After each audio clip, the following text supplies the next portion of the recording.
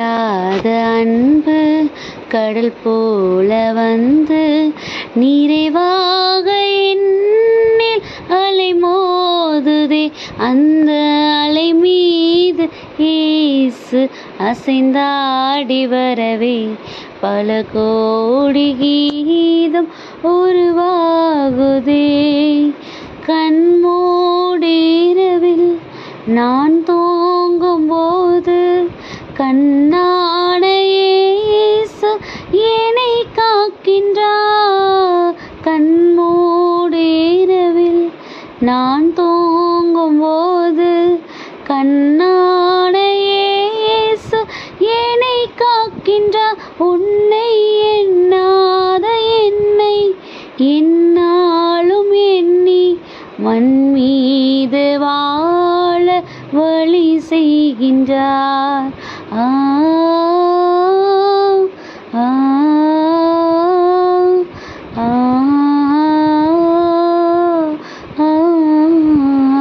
நான் மண் மீது வாழ வழி செய்கின்றார்.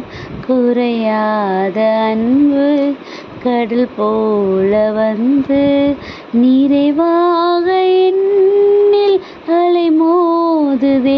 அந்த அலை மீது இயேசு அசைந்தாடி வரவே பல கோடி கீதம் உருவாகுதே. ஹாய் குட்டீஸ், எல்லோரும் எப்படி இருக்கிறீங்க? நல்லா இருக்கீங்களா? ஹாப்பியாக இருக்கீங்களா குட்டீஸ்? அதுதான் நம்மளுடைய பெரிய பலமே, நம்ம ஹாப்பியாக இருக்கிறது தான். அப்படி தானே குட்டீஸ்? அப்போது அந்த பெரிய பலம் இப்போ நம்ம எல்லாரிடத்துலையும் இருக்குதான்னு நம்ம யோசித்து பார்ப்போமே. நம்ம உண்மையிலே ஹாப்பியாக இருக்கிறோம், எல்லா சூழ்நிலைகளும் ரொம்ப சந்தோஷமாக நம்ம ஹேண்டில் பண்ணுறோம் அப்படின்னா அதுதான் நம்மளுடைய பெரிய பலம். அப்படி தானே?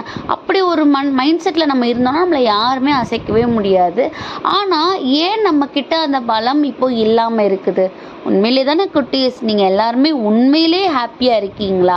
கண்டிப்பாக நம்ம எல்லாருமே நம்ம வெளியில் ஹாப்பியாக இருப்போம், சிரிச்சிட்ருப்போம், நிறைய விஷயங்கள் ரொம்ப பூஸ்டப் பண்ணிகிட்ருப்போம். ஆனாலும் நம்மளுக்குள்ள சில விஷயங்கள் போட்டு நம்மளை அழுத்திட்டே இருக்கும். அந்த சஞ்சலங்களுக்கு, அந்த போராட்டங்களுக்கெலாம் என்ன காரணம்னு உங்களுக்கு தெரியுமா குட்டீஸ்? அதுக்கு காரணம் நம்ம தான் குட்டீஸ்.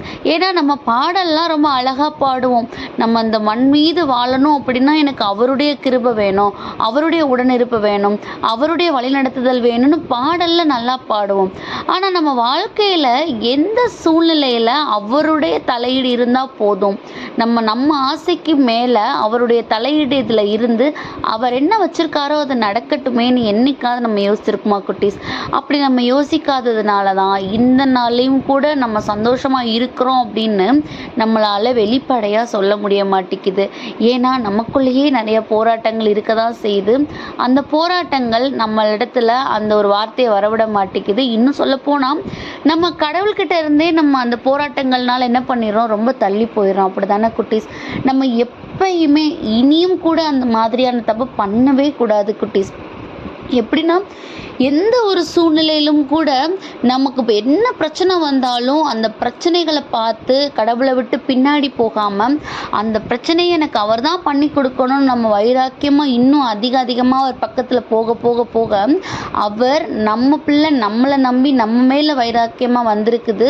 ஸோ கண்டிப்பாக நம்ம பிள்ளையை நம்ம விட்டு கொடுக்கக்கூடாது அப்படின்னு ஏசப்பா அந்த விஷயத்தில் எந்த இடத்துல நீங்கள் தலை குனிஞ்சிங்களோ அந்த இடத்துலையே உங்களை ரொம்ப மிகப்பெரிய ஆசீர்வாதமாக கொண்டு போய் வைப்பாங்க.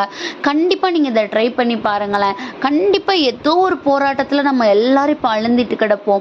அப்படி இருக்கிற இந்த விஷயத்தில் இந்த நாளில் இந்த நொடி பொழுதுல முடிவெடுங்க. இன்னுமே இந்த நிமிஷத்துலேருந்து இந்த பிரச்சனை என்னோடது கிடையாது, இது ஏசப்பாவுடையது. ஏன்னா நான் தனியால் கிடையாது, என் கூட அவர் இருக்காரு, என்ன அவர் வழி நடத்திட்டு இருக்கிறாரு. நான் ஏன் இதை பார்த்து பயப்படணும்? அவர் எனக்கு இந்த காரியத்தில் அவர் மட்டும்தான் உதவி செய்ய முடியும், அவர் எனக்கு செய்து கொடுப்பாருன்னு அப்படி ஒரு வைராக்கியமாக அந்த விஷயத்தையே மறந்துட்டு நீங்கள் அடுத்தடுத்த வேலைகளை பாருங்களேன். கண்டிப்பாக அந்த விஷயத்தில் நீங்கள் மிகப்பெரிய ஆசீர்வாதமாக எல்லாராலையும் பார்க்கப்படுவீங்க. ஸோ இந்த நாள்லையும் ஏசப்பா நம்மளிடத்துல இதை தான் பேசுகிறாங்க. கண்டிப்பாக அவருடைய வார்த்தைகளை நம்ம நம்பணும். ஏன்னா சங்கீதம் 29:11 கர்த்தர் தமது ஜனத்திற்கு பலன் கொடுப்பார், தமது ஜனத்திற்கு சமாதானம் அருளி அவர்களை ஆசீர்வதிப்பார். நம்ம எல்லாருமே அவருடைய பிள்ளைங்க தான். கண்டிப்பாக நீங்கள் அவருடைய பிள்ளை அப்படிங்கிறத அக்செப்ட் பண்ணுறீங்க, நம்புறீங்க. அப்படி ஒரு ஆசை உங்களுக்குள்ளே இருக்குன்னா இப்போது இந்த விஷயத்தில் அவருடைய தலையீடு இருந்தால் போதும். என்ன வந்தாலும் பார்த்துக்கலாம், அவர் பார்த்துக்குவாருன்னு நீங்கள் அதில் துணிஞ்சு முடிவெடுங்க. அவர் உங்களுக்கான ஆசீர்வாதத்தை ஒரு நொடி பொழுது கூட டிலே பண்ண மாட்டார். அது உங்களிடத்துல வந்து சேரும். ஸோ அதுக்காக ஏசப்பாட்ட ஒப்பு கொடுத்து ப்ரேயர் பண்ணுவோமா? அன்பான ஆண்டவரே, இந்த நேரத்திற்காக நன்றி அப்பா தகப்பன. இந்த நேரத்துலையும் கூட உம்முடைய பிள்ளைகளாக நீங்கள் எங்களை அங்கீகரிச்சிருக்கீங்க. அதை புரிஞ்சு சித்தத்தின்படியாக நாங்கள் நடக்கிறதுக்கு எங்களை முழுவதுமாக உமது கரங்களில் ஒப்பு கொடுக்கிறோம். ஆமென்.